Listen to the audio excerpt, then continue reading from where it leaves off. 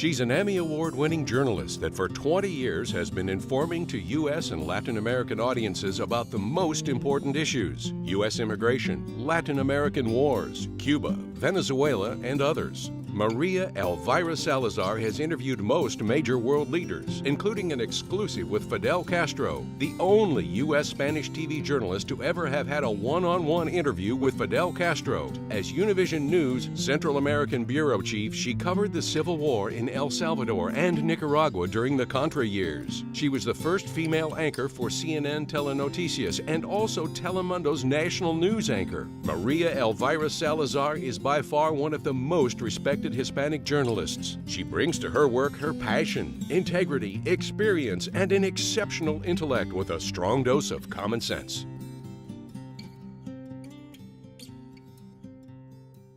After 10 years of working as a journalist and coming from covering the Salvadorian Civil War, I decided to go back to school because I needed to understand why politics fails and violence starts. So I attended the John F. Kennedy School of Government at Harvard. It takes determination, perseverance, and passion.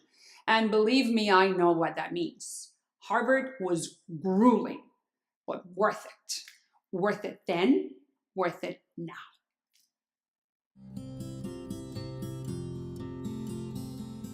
There's nothing I value more than spending time with my girls. They keep me grounded, reminding me what's really important. Like all working mothers, I want to spend more time with them, but this job is a mission.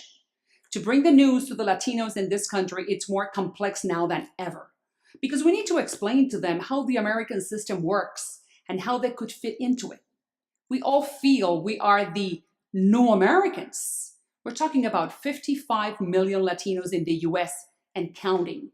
Those are serious numbers. And you know what? We all want to live the American dream.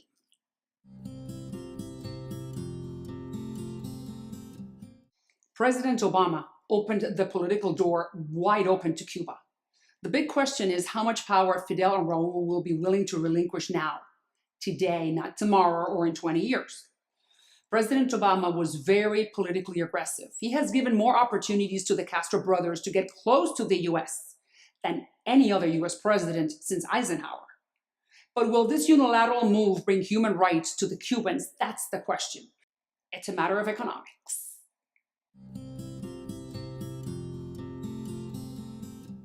Venezuela has been providing Iran high-grade uranium for some time now, according to some high military officials that defected to the US. And what about Argentina? They had their 9/11 when 85 Jews were murdered right in the heart of Buenos Aires. And Alberto Nisman, the prosecutor who spent 10 years finding the culprits, was found dead hours before he was going to present to the Argentinian Congress hardcore evidence that the Argentinian president made a pact with Iran to cover up their involvement. When it comes to terrorism, Washington has to look south.